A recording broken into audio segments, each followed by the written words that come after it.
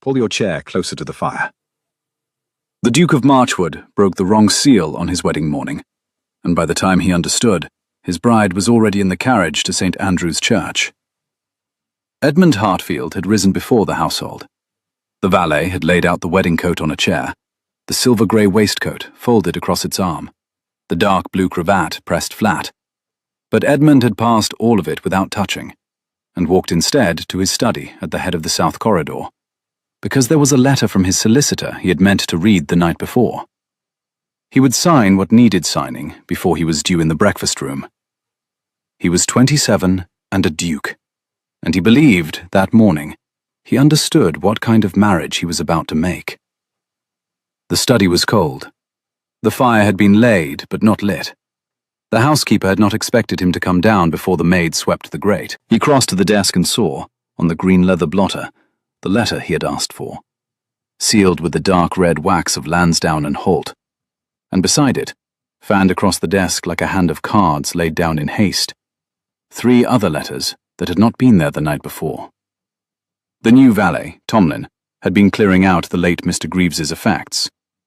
Greaves had been valet to Edmund's father for 31 years, and had passed in his sleep in the small attic room 3 weeks ago, and his desk had stood untouched until this morning, when Tomlin, eager to prove himself, terrified of the wedding, had dragged it from the wall and emptied its drawers onto the Duke's blotter without thought.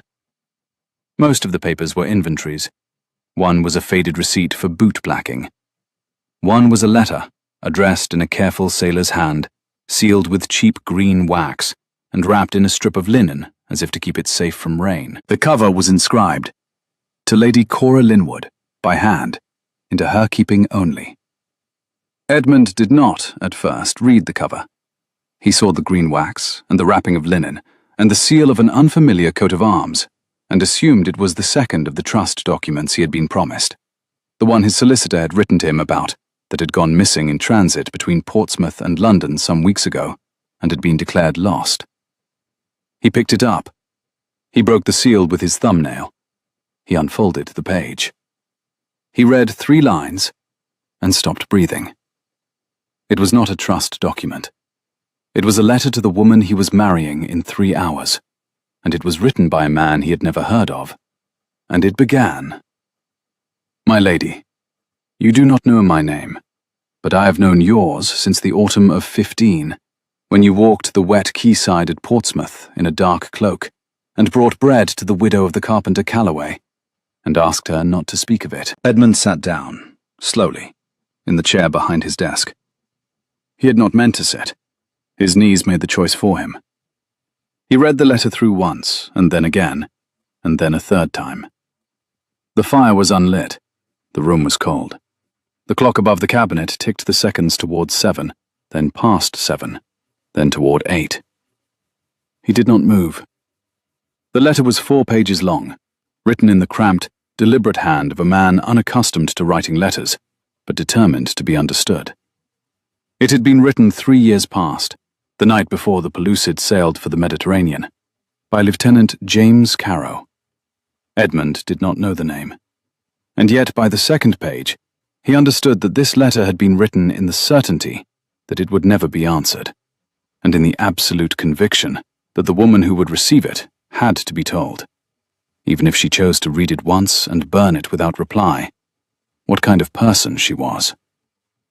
The letter said this: "In the autumn of 1815, in the worst months of the famine, Lieutenant Carow had been ashore in Portsmouth on half pay, lodging above the bakery in Brockley Lane.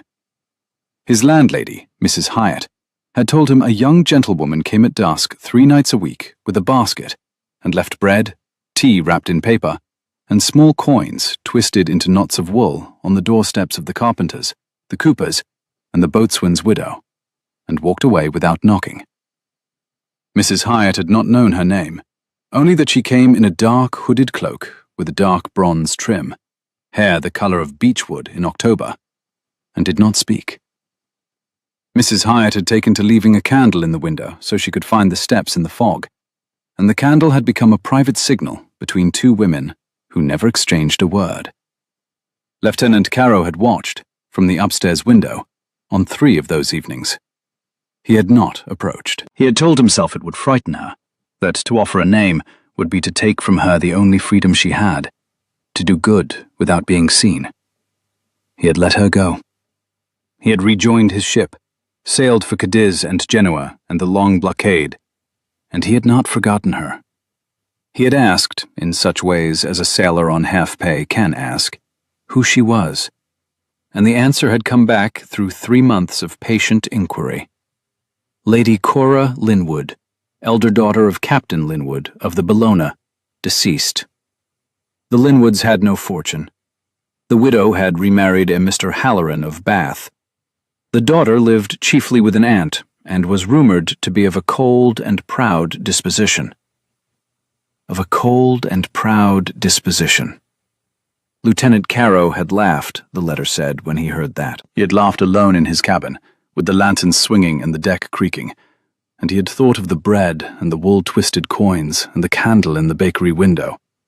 And he had wished, with the helpless clarity of a man who knows he will never have the chance, that he could write to her one day and tell her what he had seen, so that on whatever day she met the man she was meant to marry, she would not be obliged to pretend she had nothing to bring him but a name. He had written it in April, 3 years past, the night before the Pellucid sailed, sealed in green wax and wrapped in linen, sent by the hand of a fellow officer bound for London. The officer had given it to a porter at the receiving house in St. James's, who had given it to the wrong stable boy, who, startled by the name Linwood, had carried it to the side door of Marchwood House and put it into the hand of the late valet, Greaves. Greaves had set it on his desk in the attic, meaning to ask the Duke's father the next day who Lady Cora Linwood was. He had been 72 and forgetful, and by morning his master was confined to bed by his last illness. The letter had slipped beneath an inventory of plate and stayed there, undisturbed, for 3 years. Lieutenant Caro had been lost in October of the year following. The Pellucid had been wrecked off Cape Spartel in a winter gale. 8 officers and 41 ratings had been lost. The lieutenant's name had appeared in the casualty list in the Naval Chronicle, and Edmund could remember, vaguely, having read it. He had not connected it to anything in his life. He folded the letter at the long crease, and pressed his palms flat upon it. The clock struck 8. From far down the corridor, he heard the housekeeper's voice carrying instructions to a maid, and the dogs in the yard answering one another, and somewhere upstairs, the soft, familiar sound of the new valet drawing the curtains in his bedroom, expecting to find him there. The wedding was at 11. The carriage was to be at the door at 9:30.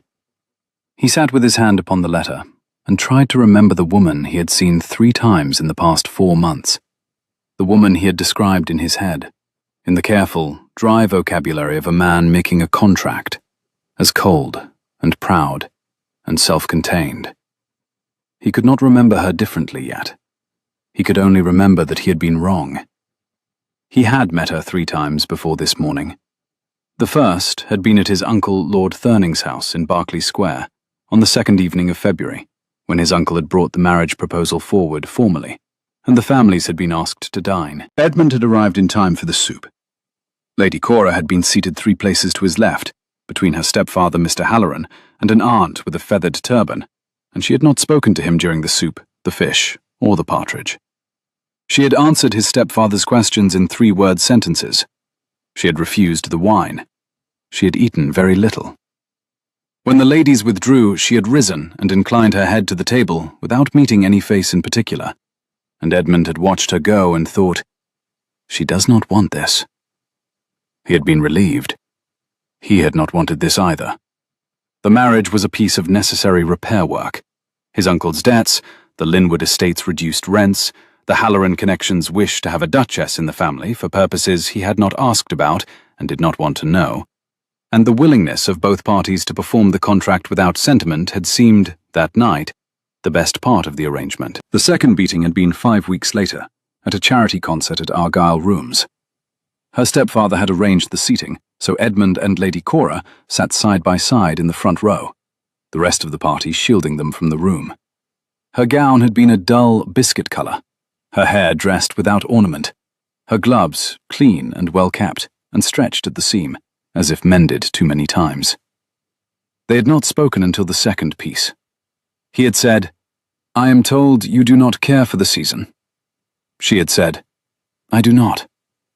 He had said, "Nor I." She had said, "Then perhaps that is one thing on which we are agreed."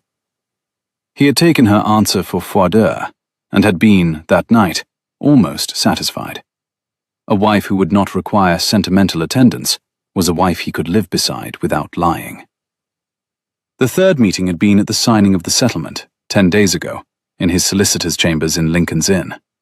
She had come accompanied by her aunt and by her stepfather. She had read every clause of the document twice, slowly, with her gloved finger moving along the line, a thing his uncle had remarked upon afterwards as evidence of an unbecoming legal interest in her own affairs. At the second clause, concerning the disposal of certain moneys left to her by her grandfather, she had stopped and read it again, and asked for a single change in the wording, that the trust be administered by herself jointly with the Duke, and not by her stepfather. Mr. Halloran had risen at this, and turned a colour that Edmund had not previously seen on a human face. The aunt had murmured. The solicitor had glanced at Edmund. Edmund, bored, indifferent, faintly amused by Mr. Halloran's distress, had said, "I see no objection." The clause had been redrawn.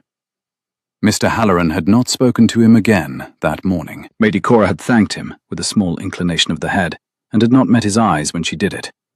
And Edmund had walked out into the spring afternoon with the impression of a woman who had defended herself competently against a small theft, and would now retreat back into the silence she preferred. That was the woman he had been about to marry at 11 o'clock. The woman in the letter on his desk was not that woman. Or rather, she was. But she had been so much more, all along, than the surface he had agreed to take. He thought of the dark cloak with the bronze trim. He thought of the candle in the bakery window. He thought of Mr. Halloran, the colour of his face when she had asked for the trust to pass to her own administration.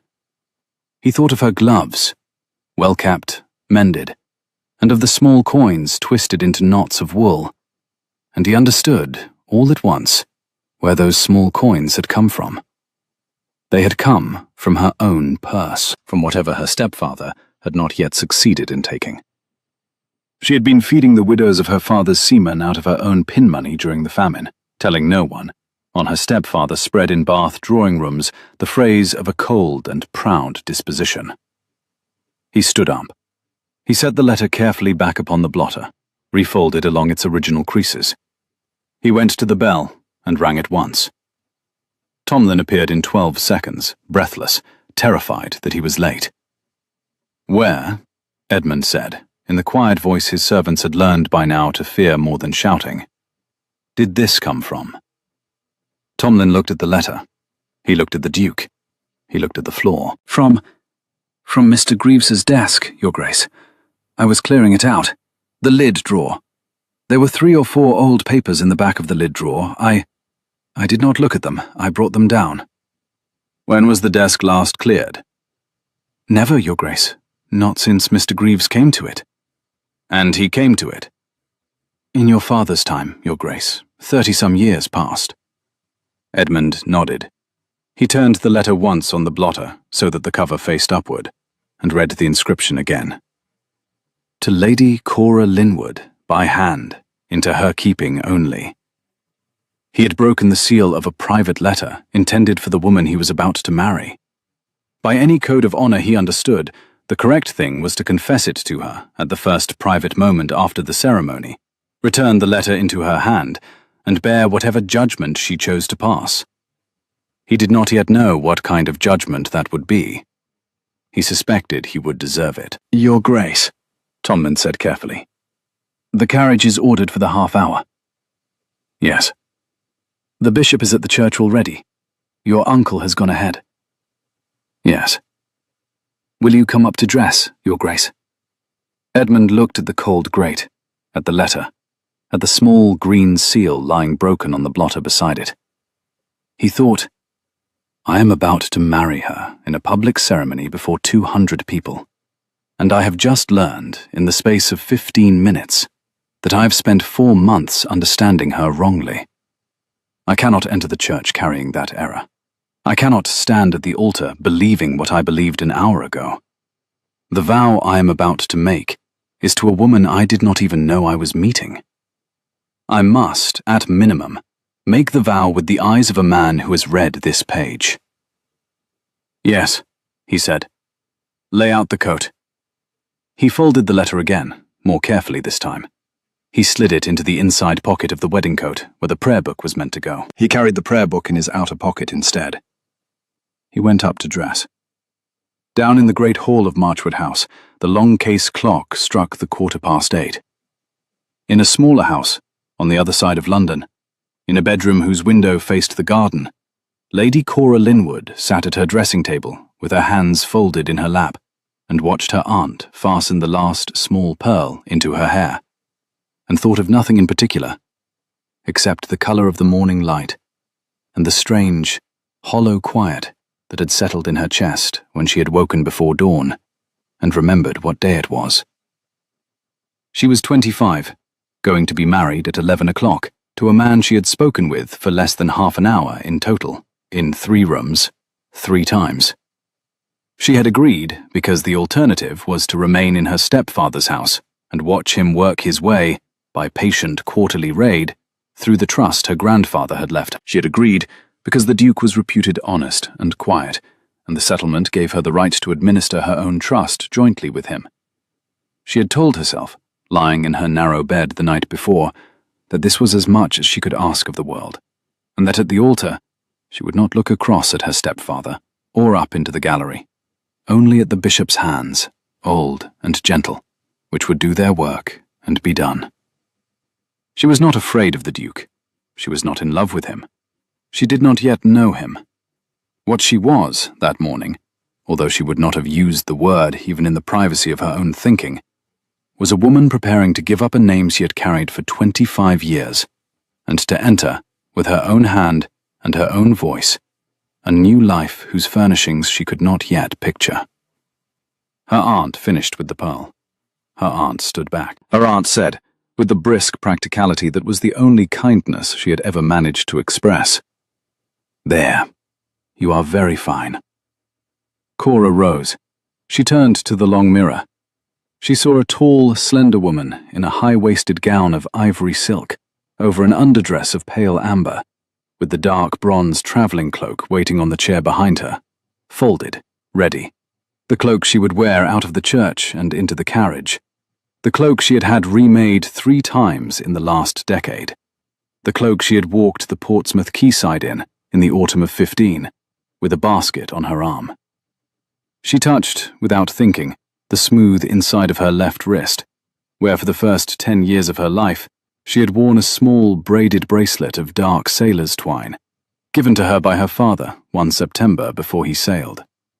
The bracelet had broken when she was 10, and she had folded the strands away in a drawer, but her fingers still went, in moments of quiet, to the place where it had been. Today, of all days, they went there now. Her aunt said, "The carriage is at the door." Cora said, "Yes." She picked up the prayer book her father had left her, small, leather, the pages thumbed soft, and walked down the stairs. The carriage was indeed at the door. Her stepfather was already inside it, waiting in the seat opposite hers, with his cane laid across his knees and a small smile on his mouth that she did not like and did not respond to. The carriage rolled into the spring morning. The streets were quiet. The bells of St. Andrew's would not begin until 10. She did not know, could not know, that the man she was riding to meet had spent the last 40 minutes reading a letter about a candle in a bakery window, and was, at this moment, descending the stairs of Marchwood House with that letter folded against his ribs, and was about to look at her across an aisle of stone and white lilies, in a way no one had ever yet looked at her in her life. The church of St. Andrews stood at the south end of a small square that had been swept that morning by 2 old men with broad brooms. Lilies had been brought in from a glasshouse in Kew before dawn. Their stems had been wound to the iron of the railings and to the head of every pew, and the air inside the nave smelled green and faintly bitter, like cut stalk and water. 200 candles had been lit. The light fell along the floor in pale lengths and reached almost to the chancel step. Edmund stood at the foot of the chancel with the bishop on his right hand and his uncle, Lord Thurning, on his left, and felt the letter against his ribs as a small, dense weight that did not move when he breathed. He had not greeted the gallery. He had not looked at his uncle. He had looked once, briefly, at the 2 stone figures on their tomb above the side aisle, a knight and his lady, hands folded in carved repose, and had thought that the 2 of them, after 800 years, looked more like married people than anyone he had ever met. The bells began. From outside the south door, a murmur ran along the gathered guests, and the verger pulled the door open, and there was a small ripple of motion in the front pew, where her stepfather rose to take his place at the head of the aisle, and Edmund turned, as the order of service required, to face the door. He saw her come in. She wore the ivory silk and the pale amber underdress, and the dark bronze cloak across her shoulders had been undone, and was being lifted away by a verger as she crossed the threshold. Her hair was the colour of beechwood in October, dressed plainly, and bound with a single thin coil of pearls. She was tall. He had not, before, thought of her as tall, and she walked with the small, precise carriage of a woman who has been told from childhood not to take up more space than she had been allotted. Her gloves were the same gloves he had seen at the settlement. The seam at the right wrist had been mended again. He saw it. He understood, this morning, what it meant. She did not look at him until she was within 10 paces of the altar, and when at last she did look at him, once, briefly, as the bishop had directed, he was looking at her in a way he had not yet looked at her in any of the 3 rooms in which they had previously met. He did not smile. He did not soften his face. He did not perform any of the wedding day expressions a duke is expected to perform. He simply met her eyes, and held them, and did not look away. There was nothing in his face that was froideur. There was nothing in it that was pity. There was, in his face, something she had no name for, an attention so steady and so careful that for an instant she thought he might be about to speak. She faltered for half a step. Her hand tightened on her father's prayer book. Her stepfather, beside her, mistook the falter for sentimental nerves and patted her elbow with a satisfaction she had no time, just then, to resent. She reached the altar. She took her place at Edmund's side. The bishop opened the book. The service began as such services did, and Edmund heard none of it. He heard the sound of his own pulse in his ears, and the rasp of the prayer book pages, and the distant cough of an old gentleman in the 3rd pew. He saw, beside him, the small stillness of a woman who was holding herself upright with a discipline he had previously read as coldness, and now understood as the only armour she had ever been allowed. He thought of the bakery window, and the candle in it. He thought of Mrs. Hyatt, whom he had never met, leaving a single candle for a young woman she had never spoken to, so that she could find the doorsteps in the fog. He thought, with the sudden ache low under his collarbone, that no one had ever lit a candle in any window for him in his life. The bishop read the dearly beloved. The bishop read the marriage charges. The bishop turned the page and prepared to put to the assembled congregation the formal question of impediment. It was at this moment, in the small breathing space between the bishop's first inhalation and his first word, that Mr. Halloran rose from the front pew and stepped one careful pace into the aisle. There was a hiss of breath through the church. Mr. Halloran was a man of 54, well-dressed, with thin, light hair, and a complexion that pinkened at the cheekbones when he was about to take pleasure in a public scene. He wore a black coat, and a dove waistcoat, and a small chain of office which he held no right to wear. He inclined his head to the bishop, as if entering a board meeting, and said, in a voice pitched to carry to the rear of the gallery, "Your Reverence, I beg the indulgence of the assembled. There is, I am sorry to say, an impediment." The bishop, who had not been a young man for 30 years, and had been bishop of this diocese for 19 of them, turned his head slowly and looked at Mr. Halloran with an expression which suggested that his patience was a finite resource and was being spent at this moment. "Mr. Halloran," the bishop said, "is this a matter of canon?" "It is a matter of conduct, your reverence." A faint sound rose at the back of the church, a stifled gasp, followed by the squeak of a pew board as several elderly ladies turned in their seats to see better. Edmund did not turn. Cora did not turn.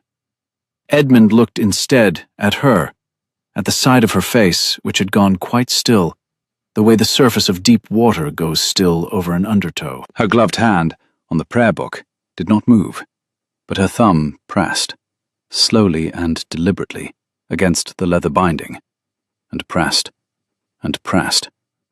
And only when her thumb was white did she set the book down on the prayer rail in front of her and lift her face. She did not look at her stepfather. She looked at Edmund. It was the second time she had looked at him with her own face, not the face she had shown at dinner, or at the concert, or in his solicitor's chambers. It was a face he had not seen before. There was in it an enormous tiredness. There was in it a kind of weary, almost bored apology, as if she were apologizing in advance for the indignity that was about to be inflicted upon him on her account, and as if she had been apologizing for indignities all her life, and was very practiced at it. He did not return the look with sympathy. He returned it with the same flat, steady attention with which he had met her at the door of the church, and he gave, very slightly, a single short shake of his head, the smallest possible signal, and turned then to Mr. Halloran, and said, in the level, almost mild tone of a man who has decided in the last 15 minutes that there is exactly one thing he will not allow to happen in his lifetime. "Mr. Halloran, state it." Mr. Halloran appeared not to have expected to be addressed by the Duke. He opened his mouth. He shut it. He opened it again. "Your Grace, I had hoped to be heard by His Reverence in the proper—" "State it. We are short of time." "It is, Your Grace, I am sorry to say, there is a question of long standing concerning my stepdaughter's conduct in the autumn and winter of 15, when she resided briefly at my late wife's house at Linwood Cross, and which conduct, were it to come to wider public knowledge, would render her, in my view," he turned his face piously to the bishop, "and I trust in His Reverence's view also, unfit to enter into the present sacrament without further inquiry." He paused. He had clearly rehearsed.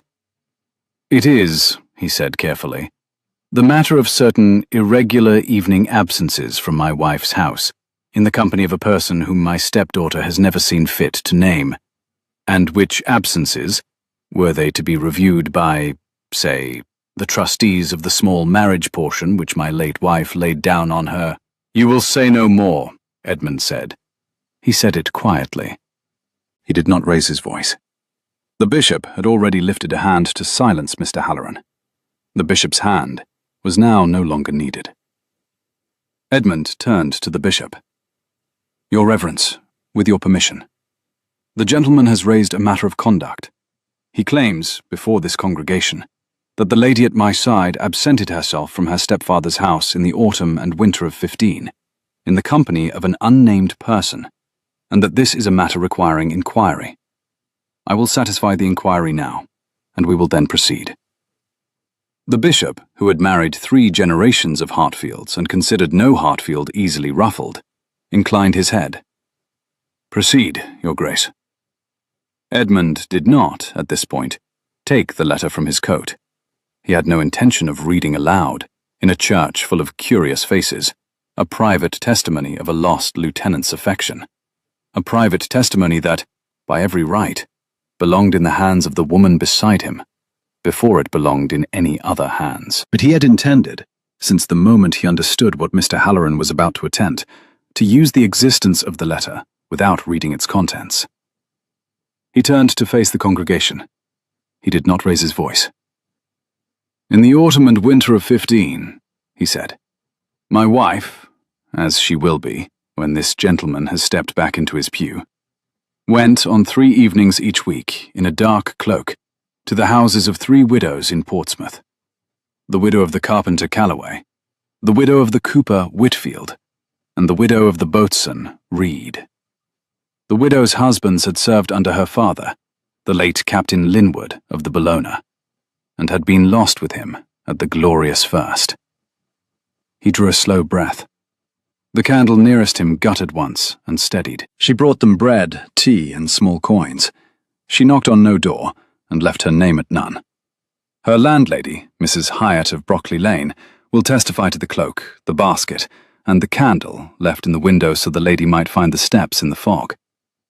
Lieutenant James Carrow of His Majesty's ship Pellucid, who lodged above the bakery, observed her on 3 evenings and made the inquiries which produced her name. Lieutenant Carrow is no longer with us. He left, before sailing, an account of what he had seen. I have it in my pocket. I will produce it before any magistrate, any trustee, and any court of inquiry this gentleman cares to convene. Are there other questions of conduct, Mr. Halloran, you wish to put before this congregation? The silence in the church had the texture of held breath. Edmund did not turn his head, but he could feel, with the precision of a man who has just spoken without having known 10 minutes earlier that he was going to speak, that the woman beside him had not moved. Her gloved hand had risen, very slowly, and pressed once, and only once, against her own breastbone, as if to press something back. Mr. Halloran's pink had drained out of his cheekbones. He was looking at the Duke as if he had not, until this moment, properly understood that the Duke was a person who could speak. Your Grace. Step back into your pew, Mr. Halloran. There are documents. The trust. Step back into your pew. We will speak of the trust on Monday in my solicitor's chambers, with such documents as you are able to produce. We will not speak of it now. Mr. Halloran stepped back into his pew. He did not sit so much as fold. The pew creaked under him. The lady on his far side, an aunt with a feathered turban, moved 1/2 inch away from him. The bishop turned his page. The bishop said, "Then, by the grace of God, we shall proceed." The service resumed. Edmund did not, even now, look at Cora. He had decided that he would not, until the moment the bishop required it. He had decided that whatever passed between them after this morning would have to pass with the letter in her hands and his own confession in her ears, and that until that confession had been made, he would not presume the small currency of a glance. The bishop reached the vows. It was Edmund who spoke first, by the order of service. He spoke clearly. He spoke without ornament. He said his name and the form of the words. I, Edmund Marchwood, take thee, Cora Linwood, to be my wedded wife. He paused, not for sentiment, but because the breath caught, and went on. To have and to hold from this day forward, for better, for worse, for richer, for poorer, in sickness and in health, to love and to cherish, till death us do part. He kept his voice low. He did not turn it into a performance. The phrase, to love and to cherish, came out of his mouth with the carefulness of a man who has just realized, that morning, that he has agreed to something larger than he believed he had agreed to. Cora's voice, when she answered, was lower than he had expected. It was a deeper voice than the small, precise voice he had heard in the solicitor's chambers. A voice that came from further down in the chest. The voice of a woman accustomed to being heard above wind. She said her name. She said the form of the words. She did not falter at the line about love and cherish. She said it with the same level, even gravity with which she had said the line about sickness and health. And Edmund understood that she had decided, at some time in the past hour, what manner of vow she meant to make, and had not deviated from it on the strength of one strange look across an aisle. The bishop joined their hands. The ring went on. The bishop said the blessing. It was done. The congregation breathed. There was a small communal sound at the back of the church, a sound like a long-held question being released, and then the soft rustle of people preparing to rise. The verger drew the bell. The bells of St. Andrew's began.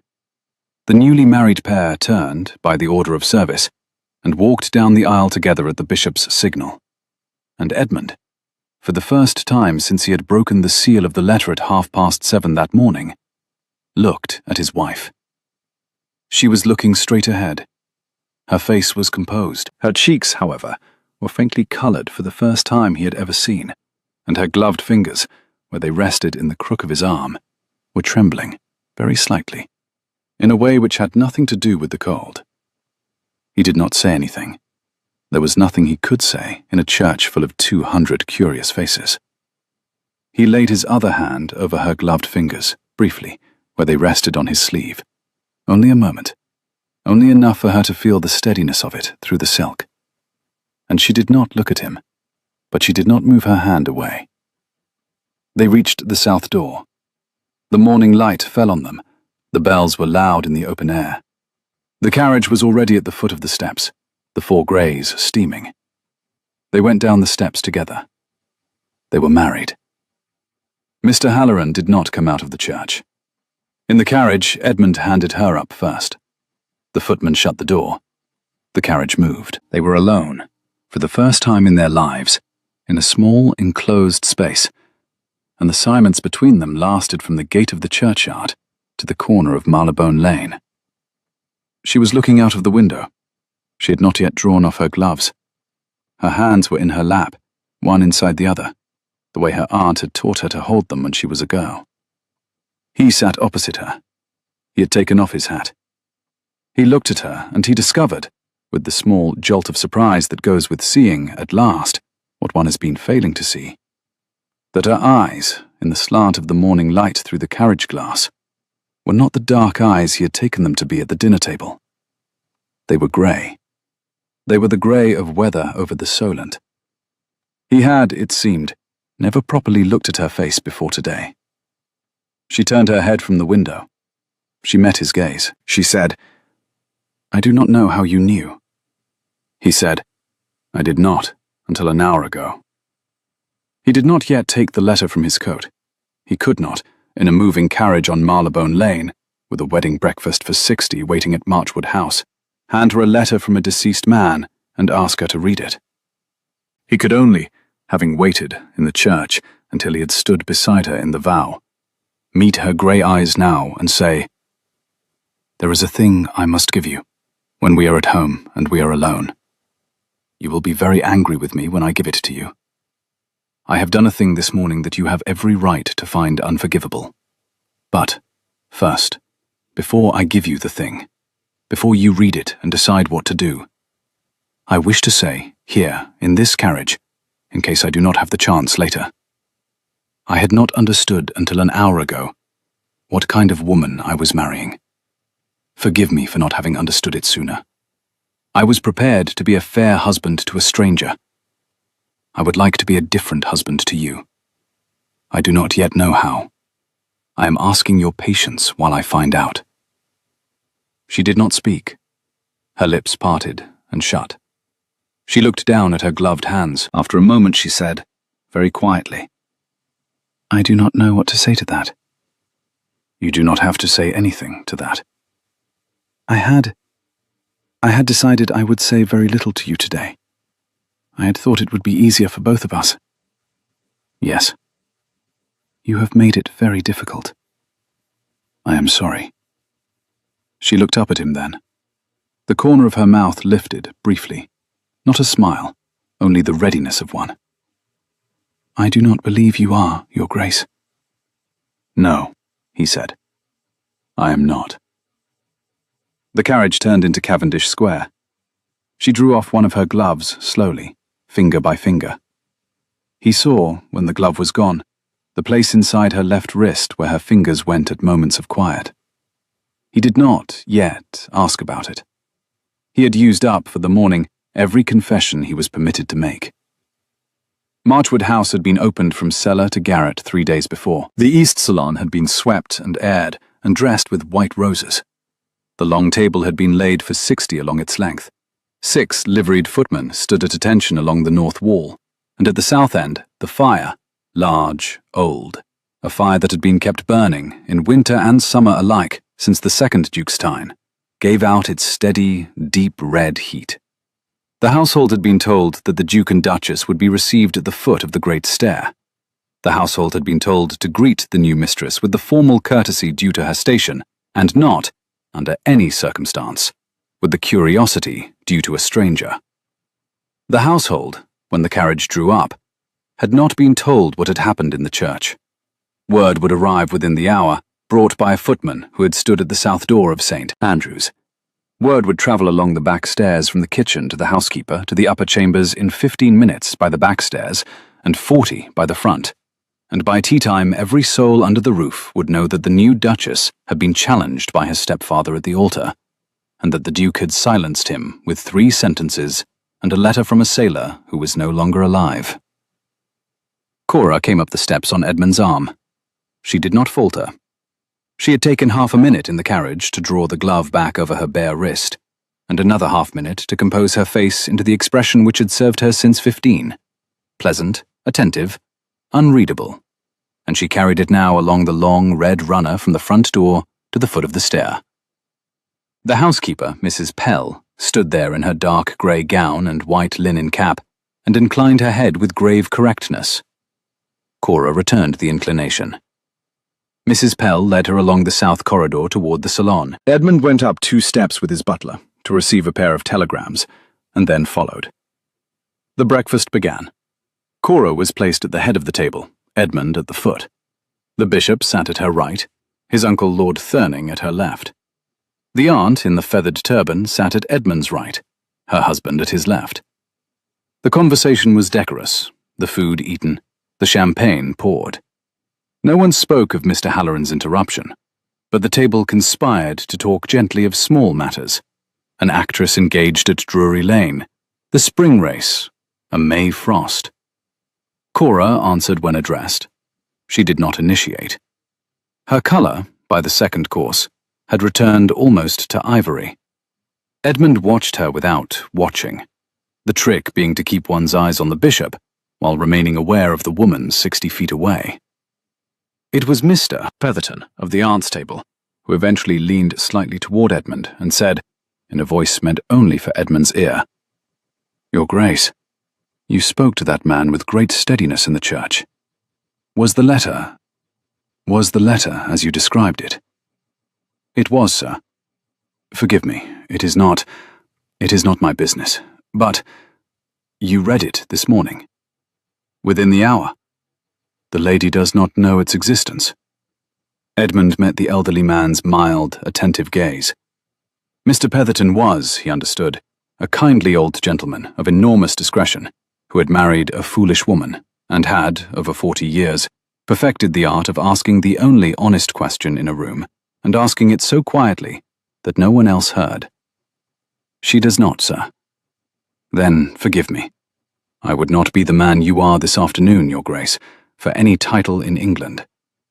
Whatever passes between you and her tonight, I wish you both a great deal of luck." Edmund said, "Thank you, sir." Mr. Petherton inclined his head and turned back to the duck on his plate. The breakfast wound on. The toasts were made. The bishop spoke briefly. Lord Thurning spoke at greater length, and worse. The bride was not required to speak. At 1:45, the table cleared, the older guests already withdrawing. Cora rose on the housekeeper's signal, and was led from the salon by Mrs. Pell, with the aunt and 2 cousins as a small escort, toward the suite of rooms which had been her mother-in-law's, and which had been opened, aired, and prepared for her. Edmund was kept downstairs another half-hour. He stood by the long window of the south salon, and shook hands with the elderly cousins of his late mother, and said the polite things that were required, and his eyes, while he said them, were on the door of the south corridor, and his hand, where it rested in the pocket of his coat, was on the folded letter against his ribs. At 3 o'clock, the last of the guests went out into the spring afternoon, and the door of Marchwood House was closed. Edmund went up to his dressing room, dismissed Tomlin with a single nod, and stood for 1 minute alone in front of the long glass, looking at the man he had become at 7:30 that morning. The man in the glass looked very much like the man who had stood there yesterday. The eyes were perhaps a little darker. The mouth was perhaps a little tighter. He recognized himself, with the small surprise of a man who had expected, somehow, to look different. He went out of the dressing room and along the corridor and tapped, very lightly, on the door of the Duchess's sitting room. Mrs. Pell opened it. The aunt was being shown out at the inner door. Cora was at the long window, her back to the room, her bronze cloak removed and laid across the back of a chair, the ivory gown still on, the pearls still in her hair. She did not turn when the Duke entered. She turned only when Mrs. Pell had gone and the door had been closed, and she had heard, behind her, the small distinct sound of his boot heel on the polished oak floor. She turned and looked at him. She said, "You wished to give me something, Your Grace." "I did." "Then please give it me. I have been waiting since the carriage." He crossed to her. He did not, at the last moment, hesitate. He took the folded letter from inside his coat and held it out to her on the flat of his hand. The cover, with its careful sailor's inscription, was upward. The broken green seal lay along the fold. He said, "I broke this seal at 7:30 this morning, in my study downstairs. I broke it without reading the cover. I believed it to be a trust document I was expecting from my solicitor. I read 4 pages before I understood what it was. By the time I understood, I had read it.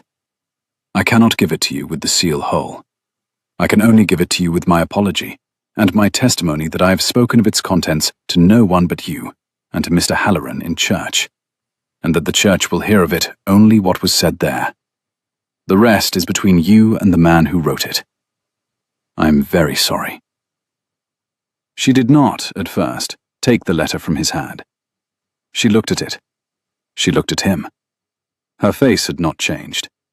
She said, "From whom is this letter?" "From a Lieutenant James Carow, of the late Pellicid." She did not move. He had thought, perhaps, that she might gasp, that her hand might rise to her mouth, that her face might break. None of these things happened. Her grey eyes went very still, the way still water goes still over depth, and a very small line appeared between her dark brows. And after a long, quiet moment, she said, in a voice that was lower than the voice she had used in the church, "Lieutenant Carow is... I knew the name." "You knew him?" I never met him.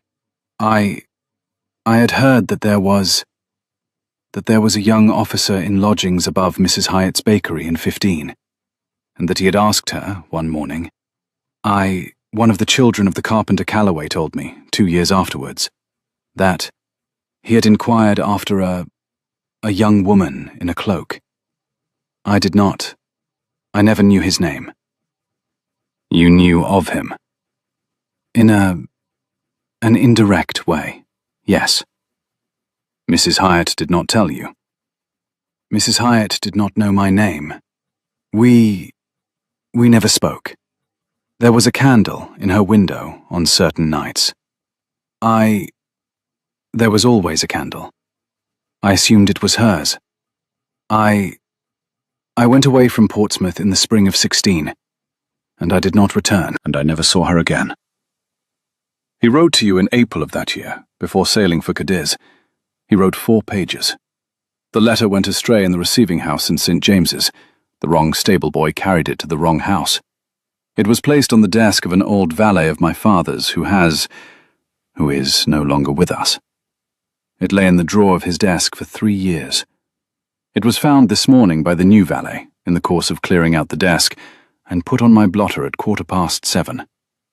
I broke the seal at 7:30. I read it 3 times. He was lost at Cape Spartel in the autumn of 16. He never knew that the letter had not reached you. She had not, in this entire account, taken the letter. She had not moved. He saw now the smallest tremor at the corner of her mouth, not in her eyes, only in the corner of her mouth. He set the letter, very carefully, on the small table beside her, between an unlit candle and a porcelain tray that held a single dried rose. He stepped back. He said, "Read it or do not read it. Burn it or do not burn it. I have given you all of it that I am able to give. If you wish me to leave the room, I shall leave the room. If you wish me to wait outside the door, I shall wait outside the door. If you wish me never to speak of it again, I shall never speak of it again. If you wish to speak of it, I shall hear you. Whatever you decide is what we shall do." She did not, even now, look down at the letter. She looked at him. Her grey eyes were wet, very slightly, along the lower lashes. She had not yet allowed the wetness to gather into a tear. She said, quietly. She told him he had not had to tell her he had broken the seal. He answered that yes, he had had to. Many men would not have, she said quietly. He was not many men, he said. He was the man she had married that morning. She allowed, with a small, dry tilt of the head, that this was a thing he had only been since 11 o'clock. And before 11 o'clock, she pressed. Before 11 o'clock, he said, I was a man who had not known what kind of woman he was marrying. Now I do. I am very sorry I did not know sooner. I am very sorry I had to be told by a letter from a man I never met. She turned her head slightly. She looked at the unlit candle on the small table beside her. She said, "Will you light that candle, please?" He went to the bell. He did not ring it. He had a flint in his coat pocket, as men of the period carried, and he struck it on the small steel from the case, and he lit a taper at the spark, and he lit the candle from the taper, and the flame caught and stood up steady. He set the taper down. He stepped back. She looked at the candle for some seconds. Then she looked at the letter beside the candle.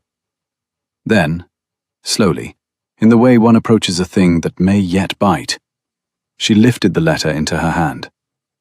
She did not read it standing up. She crossed to the chair at the long window and sat down with the letter on her lap, and she lifted the first page in her two ungloved hands, and she began to read. Edmund did not leave the room. He did not approach. He stood, instead, at the center of the carpet, with his hands clasped loosely behind his back, and he watched her face for the time it took her to read the 4 pages. And he did not look away. He saw, in the first page, her color go. He saw, in the second page, the small line between her brows deepen, and then, abruptly, smooth. He saw, in the third page, her left hand come up, without thought, without volition, and press, gently and for a long time, against the inside of her left wrist, where the little braid of dark sailor's twine had been, 25 years ago, before her father had drowned. He saw in the 4th page the first tear. She did not cry openly. She read the page through, slowly, and folded it along its long crease, and folded the others against it, and laid the letter in her lap, and pressed both hands flat upon it, and only then did she allow herself to bow her head by perhaps 3 inches, and let the tears fall, quiet, unstopped, the kind a person sheds for a thing she had not known she was permitted to grieve.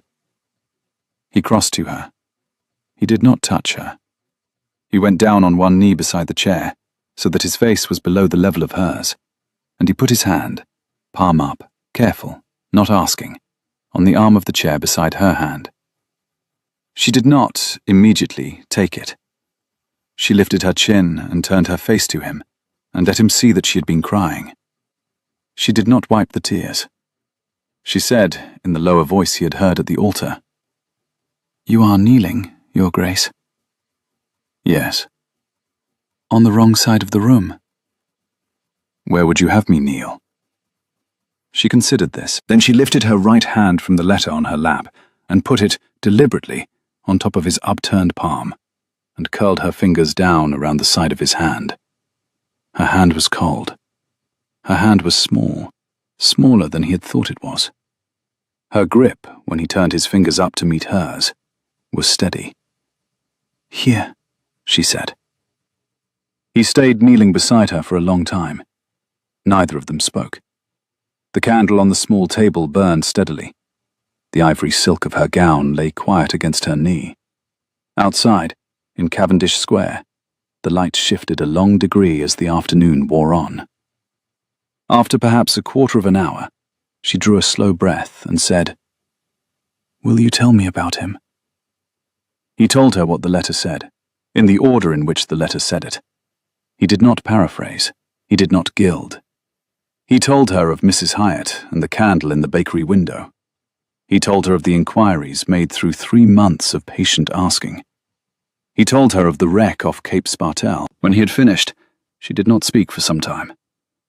She held the letter in her lap, the 4 folded pages, with the broken green seal lying on top, and she looked at the candle on the small table, as if testing whether the candle could bear what she was about to ask of it. She told him, in a voice so low he had to lean toward her to hear, that she had never known the lieutenant had existed. Edmund answered, simply, that the man had not expected an answer, that the letter was very clear on that point, that he had written it so that one day, in the future, she would know what he had seen. She considered that for a long moment, looking at the candle. It was kind of him, she said. It would have been easier on him to write nothing. He wrote a great deal. Edmund did not contradict any of these observations. He let them stand between them, like the small, steady candle on the small table. She closed her eyes. She did not, this time, weep. She set her hand on the folded pages on her lap and pressed them, very lightly, in the way one might press a hand on a child's forehead to test for fever. She said, "I will keep this. I do not mean to read it again today, but I will keep it. And I will write to Mrs. Hyatt, if she is still living. I will, when this is over.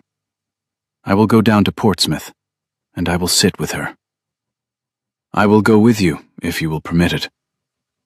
"Yes," she said very quietly. "Yes. Go with me." She opened her eyes. She looked at him then, in the slow, steady way of a woman who has just decided to see a man for the first time. She said, "I have not, until today, looked at you. I have looked past your shoulder, and at the table, and at the orchestra, and at the page in the solicitor's chambers. I am very sorry. I had decided, on the second evening at your uncle's house, that you were the kind of man it was easier not to look at, because looking would mean hoping, and I had decided not to hope from you." "What kind of man?" "A proud man. An indifferent man. A man who would meet me at the church and would not have wished, for either of us, that the marriage be more than a contract. I had told myself I had been very lucky. I had told myself that an indifferent husband was the best a woman in my circumstance could ask for, and that I should not be greedy. And now?" She did not immediately answer. She tilted her head. She looked at him a long moment. She said, "And now I think that I have. I have been wrong, more than once, in the last 6 weeks. I had thought you indifferent. I had thought myself prepared. I had thought I knew what I was walking into the church to do. I was wrong on all 3 counts. As was I. As were you. It seems," he said, "we have begun by being wrong about each other. Perhaps it is the easiest place to start." She gave him then the first true smile he had ever seen on her face. It was a small smile. It did not show her teeth. It changed everything about her face. He had been looking, for half the day, at a steady, controlled face, which had bestowed upon the world the polite discipline of a woman who expected nothing back. The smile he saw now was the face beneath that face, the face she had not, in his presence, allowed before. She said, "Stand up, Your Grace. Your knee will be stiff in the morning. It will be very stiff in the morning. That is no good, when we shall be having Mr. Halloran on Monday." "No." "And before Monday?" "Yes." "Before Monday, Your Grace, I should like, if you will, to ride out tomorrow morning. I have not been on a horse in 9 months. There is a chestnut mare in your stable I saw from the window when the carriage came in. I would like to take her out at sunrise. With you, if you will come. Without you, if you will not." "I will come." "Good." Cora. It was the first time he had used her name without the title. He had not planned to. He had said it, and now it sat in the small space between them with the weight of an object placed on a table. She did not, this time, look away. She said, "Yes. I should like, in time, for you to use my name." "In time?" "Yes." "I shall try, Your Grace. I cannot promise I shall manage it before Monday." "It does not have to be before Monday." "No. But by the autumn, perhaps." "By the autumn," she said. "I think you will hear it more than once." He stood up. His knee was indeed stiff. He bowed to her, formally, the way a duke bows to his duchess in their own house, not the bow of a courtier, but the small, private bow of a husband who has elected, of his own will, the gesture of respect. And he turned, and he went out of the room, and he closed the door very quietly behind him, and he stood for 1 long minute on the other side of the door, with his hand against the panel, and he listened, and he heard her, on the other side of the door, draw 1 long, slow breath that was almost laughter. The next morning at sunrise, the chestnut mare went out of the stable yard at Marchwood House at a quiet trot, with a pale grey gelding alongside her. The Duke and his new Duchess rode in the long park north of the house, where the chestnut avenue had not yet fully come into leaf, and the grass under the hooves was wet to the knee. They did not speak for the first 10 minutes. They did not have to. When at last they slowed at the river gate, she turned in the saddle and looked at him. Her hair, freed from the coil of pearls that had been in it the day before, fell along her shoulder in a loose plait the colour of beechwood. Her cloak was the dark bronze cloak. Her gloves were her own old gloves, mended. She said, "I have not ridden out at this hour since I was a girl at Linwood Cross." "Then we shall ride out at this hour every day this week," he said, "until you are tired of it."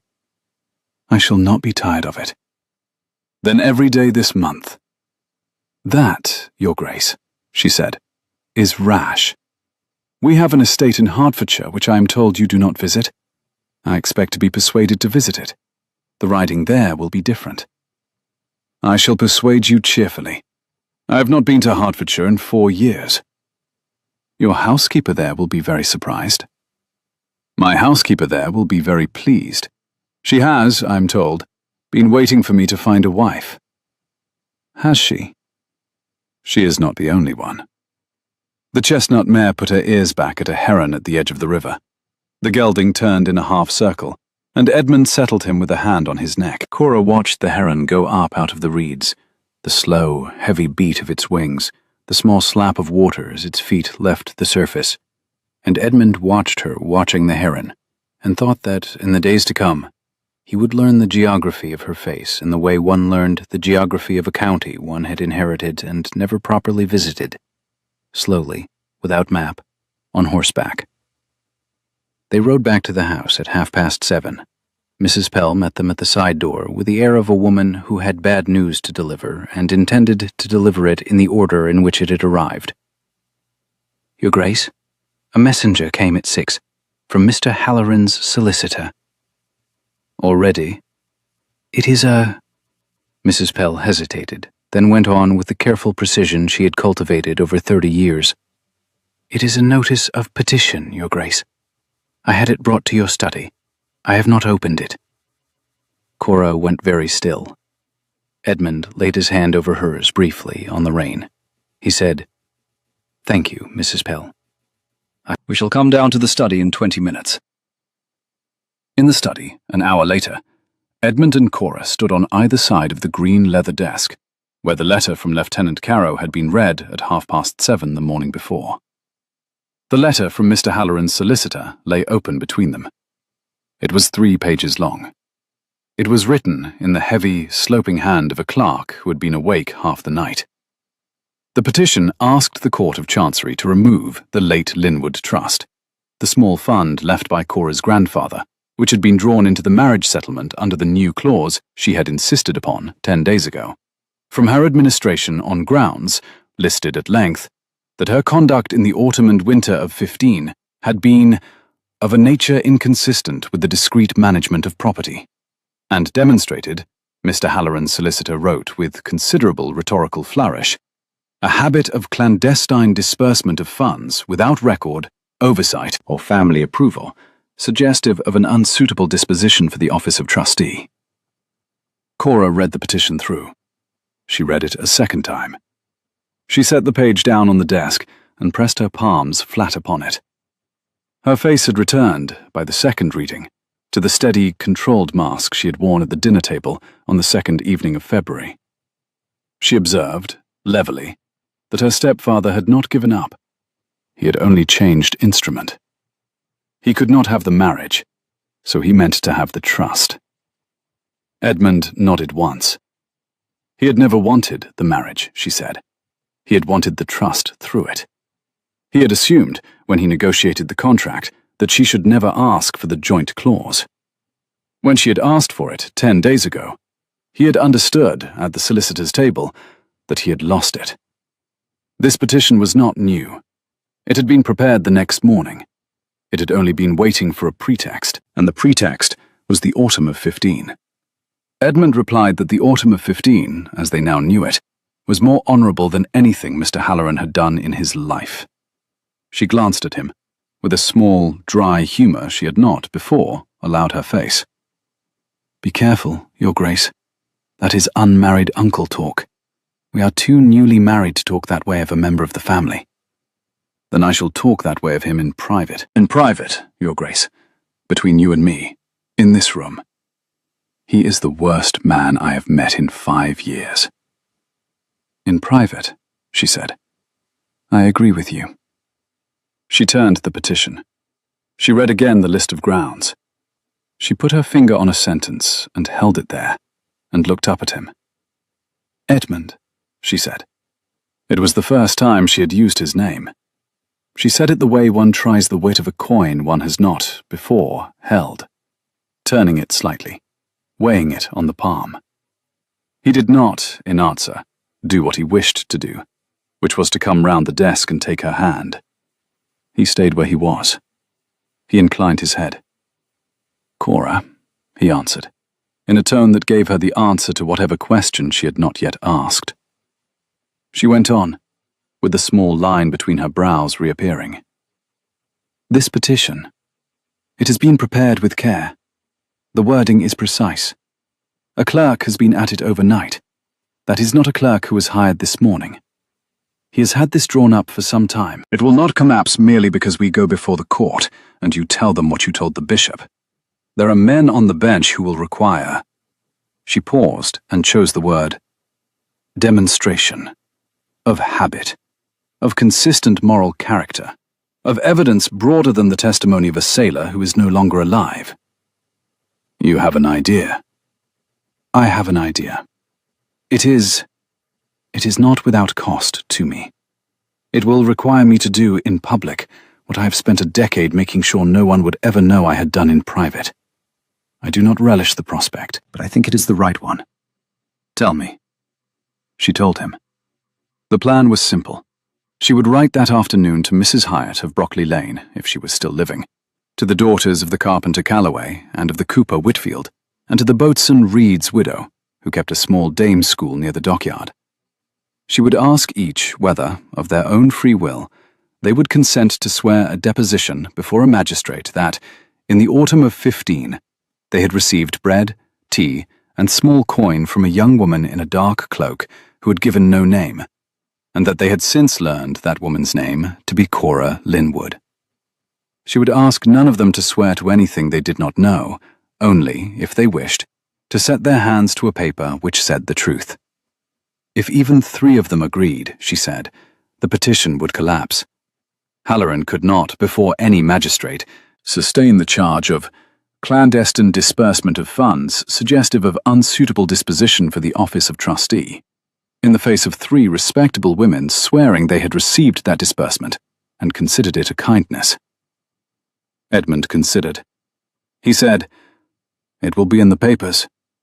"Yes. You will not be able to undo it. You will, henceforward, be the Duchess who fed the widows of Portsmouth. It will be told and retold, It will cease to be your private secret. Yes. You have, for 10 years, kept it as your private secret. Yes. Why? She looked at him a long moment. She said, "Because I had nothing else of my own. The bread was small, the coin was small, the cloak was second-hand. But the choice was mine, and the going down to the quayside in the fog was mine, and the not being thanked was mine. It was the one thing my stepfather had not yet taken from me, because he did not know it existed. To keep it secret was to keep it mine. And to give it up now will be—" She paused, and chose the word again with the same deliberate care. "Will be to give it up to you. To me. To you. To this house. To this name. To the court and the papers and Mrs. Pell and Tomlin and the kitchen maids and Mr. Petherton and the bishop and the elderly cousins. To everyone who has, since yesterday, the right to know who the new Duchess is. I am—" She pressed her hand on the petition briefly and lifted it. "I am ready to give it up.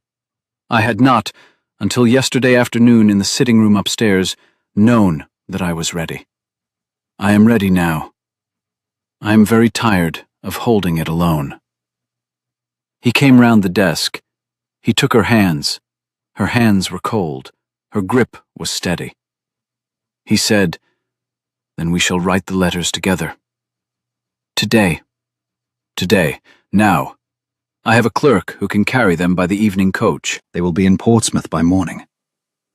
She said his name once, quietly, as if to test whether the room could hold it. She told him her stepfather would fight it, and that he would fight it ugly. He answered, with the same level steadiness she had used at the petition, that they would not flinch. I should like, Your Grace, to have on this desk, while we write the letters, the candle from the upstairs sitting room. I should like it lit." "I am sentimental about the candle." He rang the bell and asked Mrs. Pell to bring the candle. Mrs. Pell did not raise her eyebrows. The candle was brought, in its plain pewter holder, with a fresh wick. Edmund lit it. The flame stood up steady on the green leather desk between them, and they sat down on either side of it, and they wrote the letters.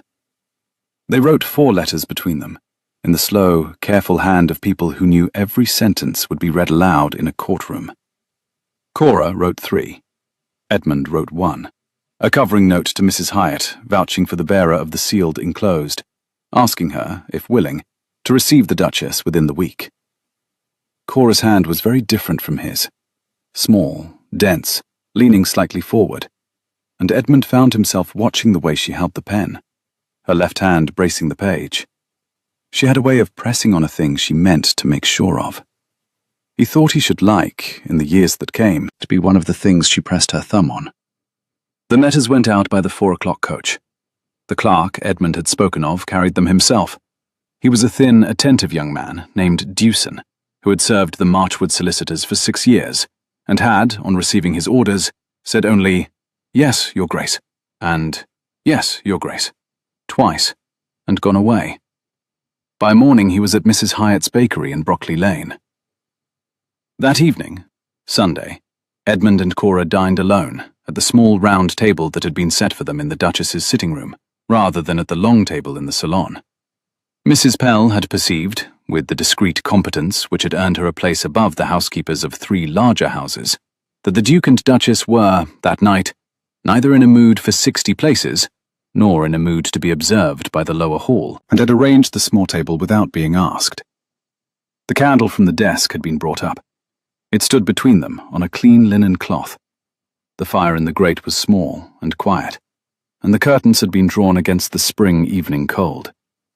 They did not, that night, speak much of Mr. Halloran. They had spoken of him at length all afternoon. Instead, Cora asked, over the soup, about Edmund's father, who had been lost 3 years ago. Edmund, who had not, since the funeral, spoken of him to anyone but his uncle, found himself describing, in the slow, halting voice of a man unused to it, the man who had taught him to ride at 6 and to read parliamentary papers at 12. He told her of his father's habit of reading aloud to his mother in the long winter evenings, and of his small, rough hands, which had been the hands of a man who had been a midshipman at 13. She set down her spoon. She said, "He was in the Navy. For 4 years, he left when his elder brother was lost. He inherited the title at 16. He did not, again, set foot on a deck of any kind. He spoke of it sometimes, in the evenings, the way a man speaks of a country he was happy in for a year and never returned to. My father was at the glorious first. I know. He was a captain at 28, a happy man. I do not remember him well. I was 8 when he was lost. But I remember he was happy. My mother..." She paused, the small line between her brows reappearing. "Married for love, against her family. When he was lost, she had no one. She married Mr. Halloran in the second autumn after, because the Linwood estate had been entailed and sold, and the trust my grandfather left was held in Bath by Mr. Halloran on her behalf. He had made himself indispensable. She was very tired. She married him to be allowed to stop thinking. She survived 4 years, then succumbed to an inflammation of the lungs, properly, in her bed, with my hand in hers. I was 15. After that, I went to my aunt's at Linwood Cross.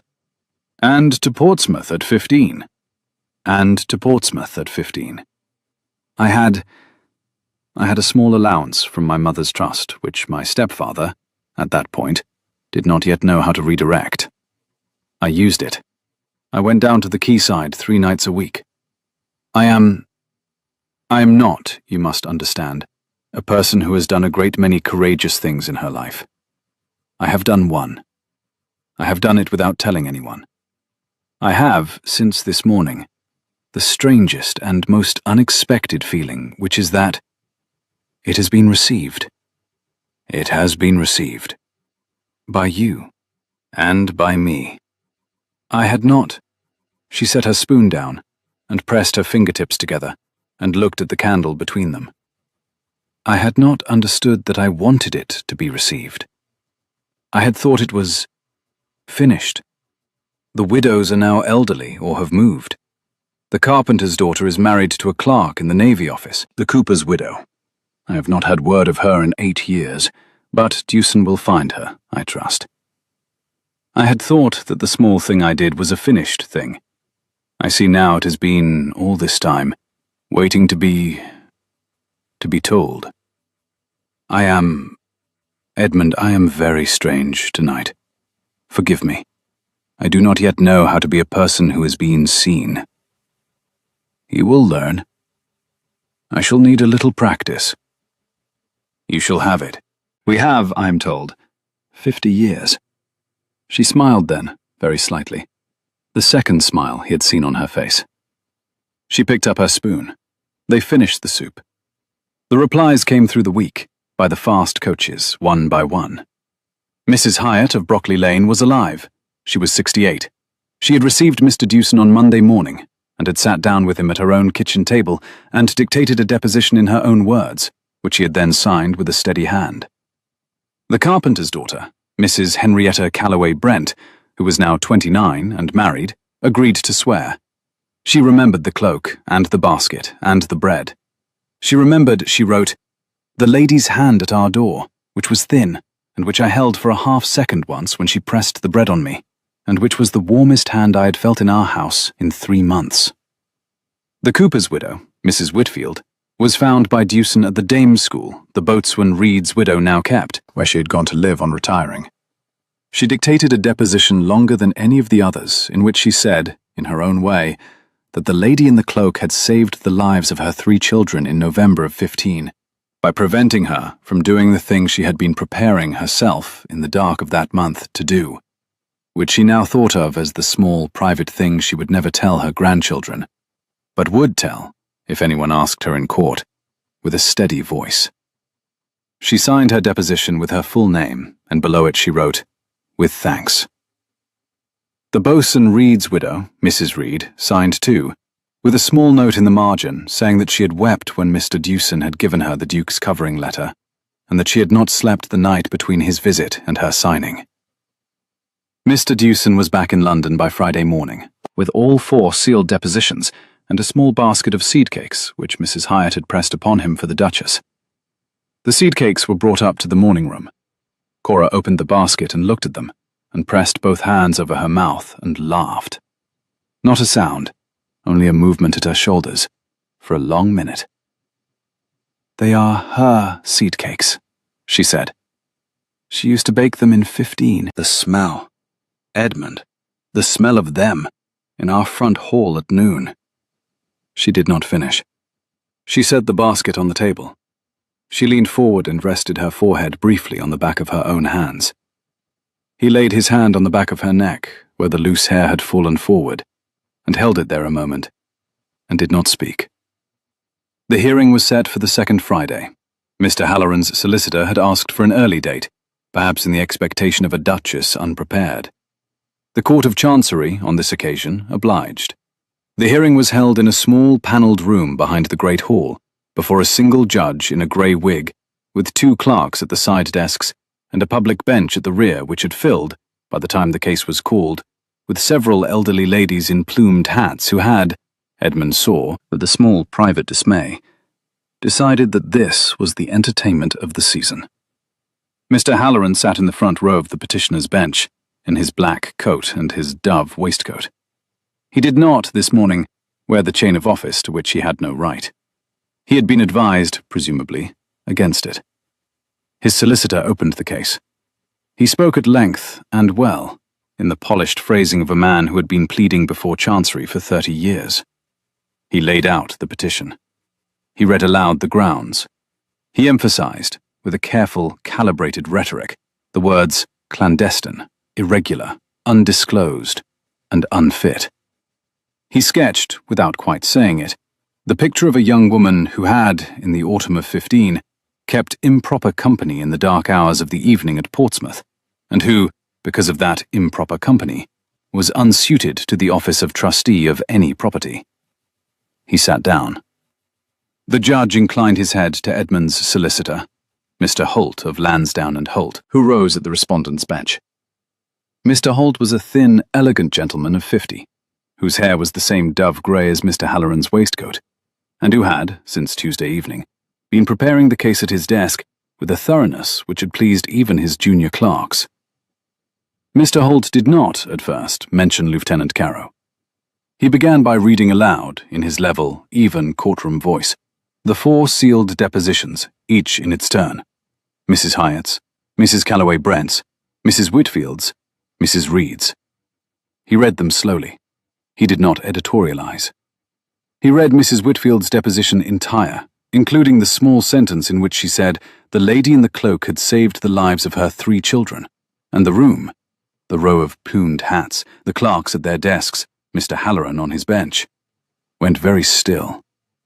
When he had finished, he said, "I have here also, my lord, with the leave of the court, a letter dated April of the year 3 years past, written by Lieutenant James Carrow, of His Majesty's ship Pellucid, who is no longer with us, in which the witnessing of the same conduct is set down. I do not propose to read it aloud. The letter is private property. It has been read, since its discovery, only by the Duke and the Duchess.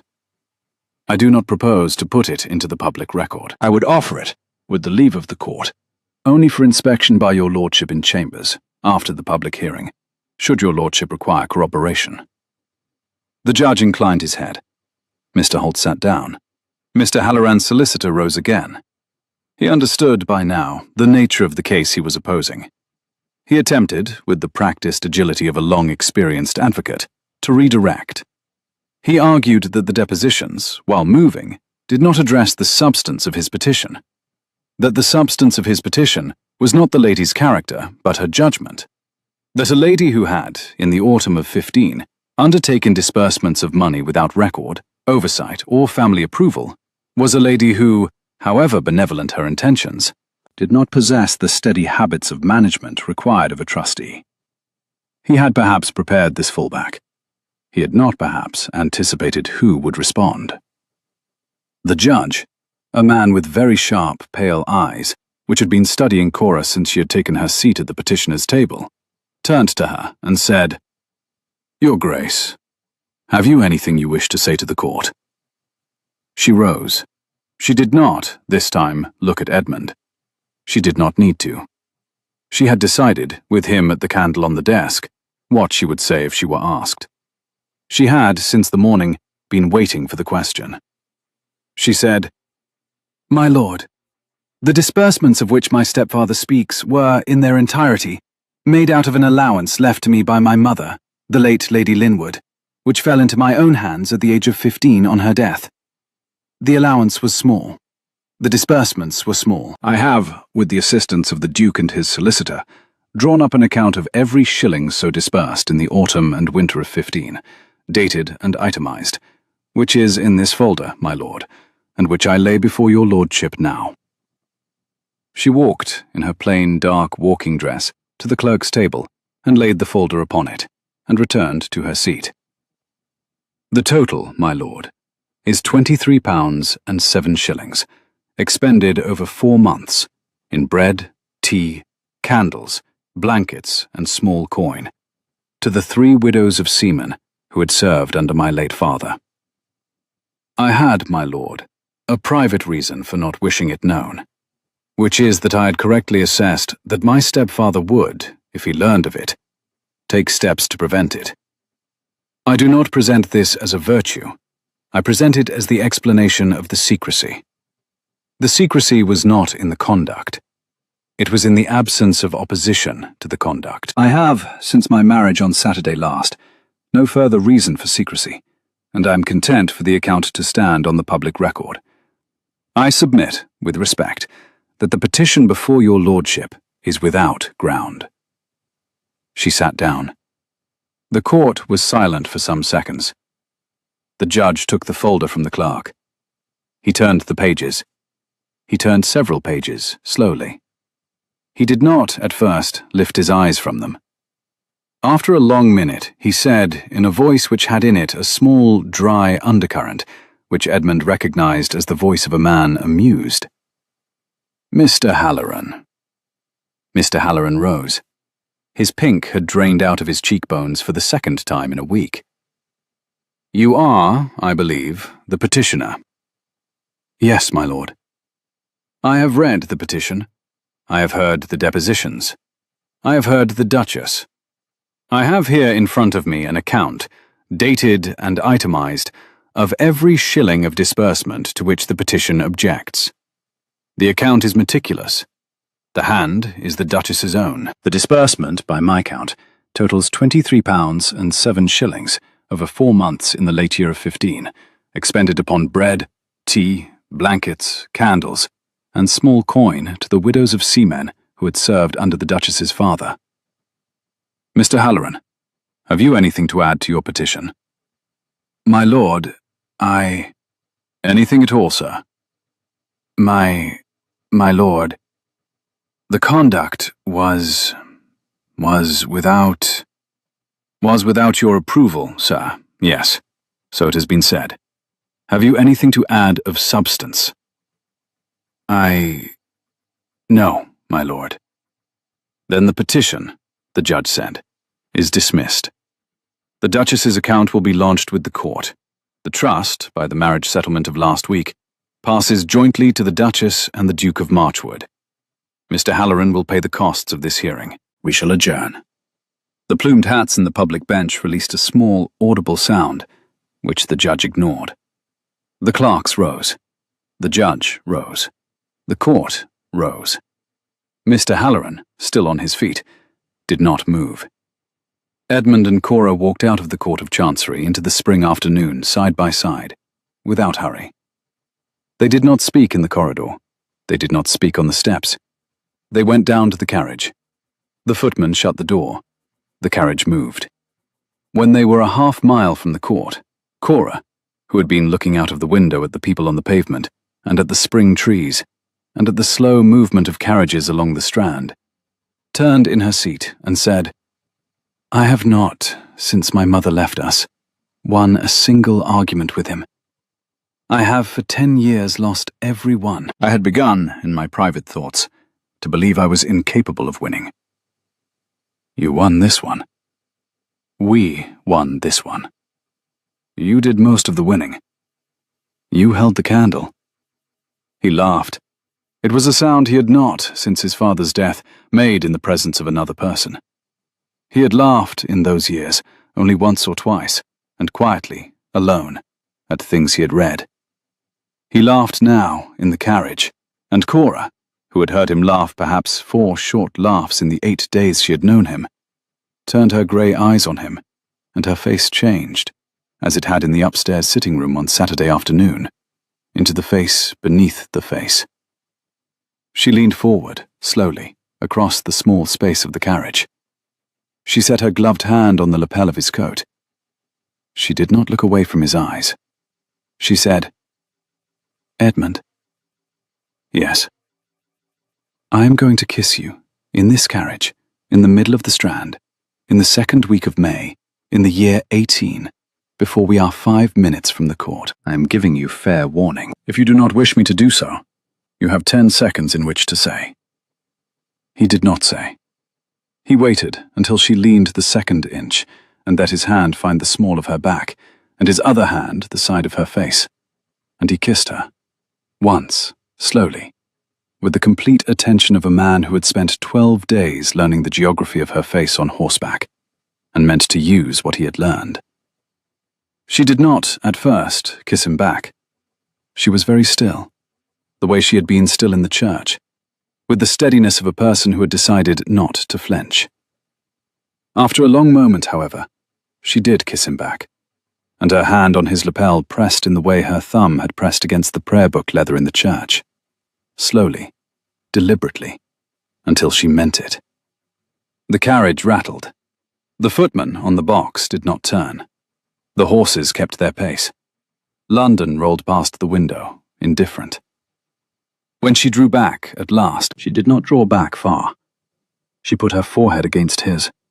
She said, I had not meant to do that until much later in the year. Forgive me.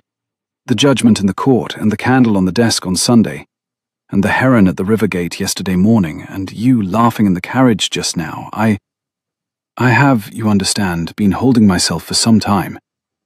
I had not realized I was about to stop. Do not apologize. I am not apologizing. I am informing you. Ah. Edmund. Yes? There is a thing I have been meaning to say to you since Saturday afternoon, and I had thought I should not say it for some weeks yet. I find, in the carriage, in the middle of the Strand, in the 2nd week of May, that I do not see why I should wait. May I say it now? Yes. I love you, she said, very simply. I do not mean it as a duchess saying it to a duke.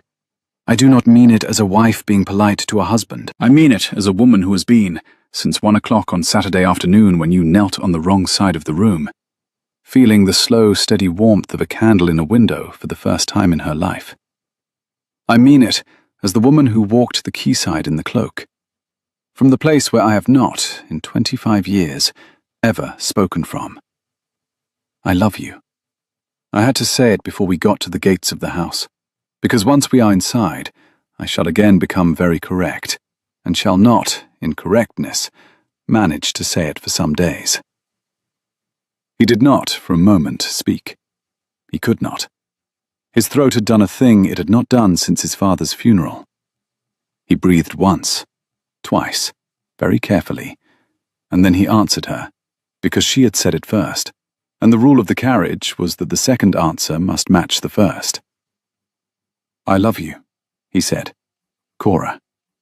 I had not, until you said it just now, known the words were sitting under my collarbone. It was sitting there since the moment I read the 2nd page of the letter, at the desk in the study at 7:30 on Saturday morning. They'd been sitting there for 8 days. I had not known how to put them out. You have put them out. I love you. From there, from the bottom, from the place where the letter said the candle was. She did not, this time, kiss him. She pressed her forehead against his again, and did not move, for the rest of the long way back to Cavendish Square. The candle of the carriage lamp swayed, very gently, against the velvet ceiling, and the footman, discreet, motionless, kept the horses to a steady walk, and they were, as she had promised, again very correct by the time the front door of Marchwood House came into view. They went to Portsmouth in the 3rd week of May. The travelling carriage was the dark blue one that had not been out of the coach-house since Edmund's father's last journey 4 years ago. He had had it repainted on the panels on Tuesday, and Tomlin had brushed and oiled the cushions on Wednesday, and on Thursday morning at 6, the carriage stood in the square at the foot of the front steps with the 4 greys harnessed, and Mr. Dewson on the box beside the coachman as guide.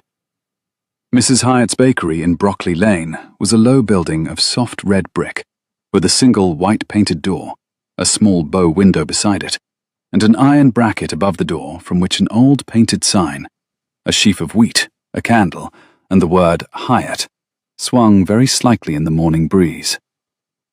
The carriage drew up at the corner. Edmund handed Cora down.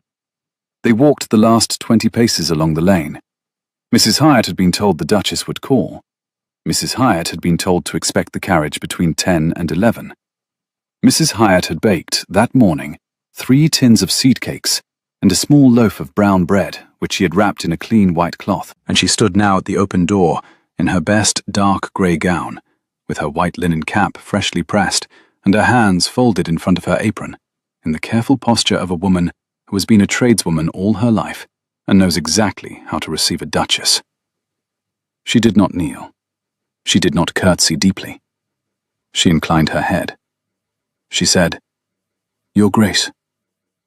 Cora had crossed the threshold of Mrs. Hyatt's bakery exactly 3 times before in her life, in the autumn of 15, to buy a small brown loaf at the morning counter. Mrs. Hyatt had served her each time without speaking, and had never afterward, in the public street, given any sign of recognition. Cora had taken this for indifference. She had been wrong. She had been wrong about a great many things in the autumn of 15, and in the 8 years since, and in the 8 days since her wedding. She had decided, on the carriage from the Court of Chancery, that she was prepared to keep being wrong in this direction for the rest of her life. She did not, at the door, perform the Duchess. She crossed the threshold. She looked at Mrs. Hyatt. She said, "Mrs. Hyatt, I have come to thank you." "Your Grace need not." "Your Grace must." She put out her hands. Mrs. Hyatt, who had not, in the Duchess's assessment, expected to be touched, looked down at the offered hands, and looked up at the Duchess's face, and put out her own hands, and Cora took them, and held them, and pressed them once, as her thumb had pressed in the church, and on the petition, and on the desk on Sunday, and let them go. "For 10 years, Cora said, I thought of your candle in the window when I was in low spirits. I thought of it in winter at Linwood Cross, when it was very dark in my room. And I thought of it on the days I had to take coffee with my stepfather. And I thought of it on Saturday morning when I was dressing for the church. I had never had occasion to thank you for it. I have come now." Mrs. Hyatt did not immediately speak. Her eyes, small, dark, very awake, went from Cora's face to Edmund's behind her, and back, and she said in the quiet voice of a woman who has lived 68 years without crying in public, "I knew you, Your Grace. The first night you came to the carpenter's door, I followed you to the corner of Brockley Lane, to see that you got safely back to the lodging-house. I followed you twice more in October. I did not speak. I lit the candle in the window because the cobbles at the corner of Callaway's were uneven, and a foot might miss them, and I did not wish a foot to miss them. That is all." The candle was a small thing. It was not a small thing, Cora said. It was a thing she could do, Mrs. Hyatt answered. They held that exchange between them for a moment, the Duchess and the baker's widow, like 2 women settling a small, old debt that had stood unaccounted for 10 years, and had been waiting only for the chance to be set straight. "There was a young officer," Mrs. Hyatt said, "who lodged in the room above the kitchen in the months you were coming. He was much taken with you, Your Grace. in the silent way young men are taken with women they have decided not to disturb. He asked me once, after you had gone, who you were. I told him I did not know. I had decided, you understand, that what was yours, and that no name of yours was mine to give. He went away to the Pellucid in the spring, and was lost off Spartel in the autumn following. I did not learn until last week that he had set down what he saw. He set it down for me. Yes. Cora thanked her then, in the simplest possible words, both for the silence she had kept about the name and for the candle she had set in the window. Mrs. Hyatt said, again, that the candle had been a small thing. It had been, Cora answered, the largest thing in her life. Mrs. Hyatt did not speak for a long second. She inclined her head. She turned, carefully, and lifted from the counter behind her the small loaf of brown bread wrapped in the clean white cloth, and gave it to the Duchess with both hands, and Cora took it with both hands, and turned to Edmund, and gave it into his keeping. And Edmund, who had been standing at the threshold with his hat in his hand and saying nothing, bowed to Mrs. Hyatt, and tucked the loaf, very carefully, into the crook of his elbow, as though it were the most important parcel he had ever carried out of any door in his life. They went on to the houses of Mrs. Calloway Brent, and Mrs. Whitfield, and Mrs. Reed. They sat at 4 kitchen tables. They drank 4 cups of tea. They were thanked, and they thanked. And Cora, who had not, by her own account, sat with any of these women in person before, left each kitchen with a small, specific physical detail to keep. The brass clock on the carpenter's daughter's mantel, the painted shell on the cooper's widow's windowsill, the small carved horse on the chimney-piece at the dame school, which the boatswain Reed had whittled for his eldest son. The carved horse was perhaps 3 inches high. It had a chip out of one ear. Its mane had been incised with the point of a small carving tool in the way that sailors carved. Cora stood for some seconds in front of the carved horse. She set her hand on the chimney-piece beside it. She did not pick it up. She turned to Mrs. Reed and said, "May I ask, has your eldest son a smaller brother, who would, perhaps, accept a horse of his own, were one to be sent down?" Mrs. Reed looked at the carved horse. She looked at the Duchess. She said, "He has, Your Grace, a brother of 9. He is a great deal like his eldest brother. He would be much pleased. Then a horse of his own shall be sent down. I had a brother also, who was a great deal like his eldest brother. He too—" She paused for a half-second. Her hand pressed once on the chimney-piece and lifted. "He too was much pleased by carved horses. We shall send a horse down by Friday." A horse was sent down by Friday. Edmund commissioned it from a woodcarver in Soho whom his father had once employed for a chess set. The carver, given a sketch and a free hand and a generous fee, produced a small chestnut horse of 3 inches with its mane incised by carving tool and a chip, placed deliberately by Cora, out of one ear. The horse was packed in a wooden box with a small letter from the Duchess. It went down on the morning coach. Mrs. Reed's reply, 4 days later, said only that her younger son had taken the horse to bed with him on the first night and to school with him on the second, and that he had named it, after some thought, Pellucid, because the Duchess had said in her letter that she had once known a sailor on a ship of that name. The summer came. The household learned, in the slow way households learn, that the new Duchess preferred the morning room to the formal salon, was at her desk by 7, rode out at sunrise in a dark bronze cloak, and cared greatly for the small charity board she had quietly assumed at the Royal Hospital at Greenwich. They learned, too, that the Duke had taken to bringing his correspondence into the morning room while she wrote, and laying his parliamentary papers on the round table by the fire. Mrs. Pell had not, in 11 years, been asked to set out 2 cups for breakfast there. She set out 2 cups now. The kitchen maid Eliza, upon being told, sat down on a stool and laughed for a full minute before resuming her peas. In June, they went to Hertfordshire. The housekeeper of the country house, who had not seen the Duke in 4 years, did not weep when she opened the door. But it was, the under-housemaid said in the back kitchen afterwards, very nearly.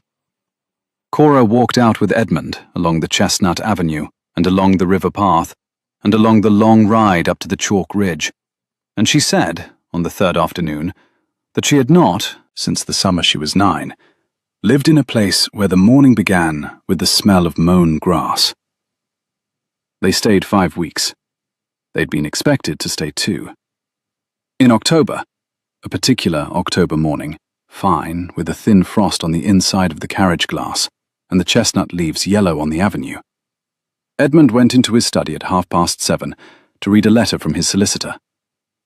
He was 28 years of age now, and a duke, and a married man of 5 months and 9 days, and he had not, since the morning of his wedding, opened a letter without looking first at the cover. The letter on the green leather blotter that morning was from Lansdowne and Holt. It concerned a rural matter of no great importance. He read it, signed the response, and pushed it aside. He looked then at the small framed page above the desk, the 4th and last page of Lieutenant Carrow's letter, which Cora had asked, in July, that he have framed in plain dark wood and hung where he would see it each morning. The other 3 pages were in a small lacquered box on her own desk in the morning room. She had asked that he keep what was for him, the page in which the lieutenant had declared, in plain words, that he wrote the letter not to be answered, but to be received, and that she keep what was for her. He had agreed. He read the framed page. He read it most mornings.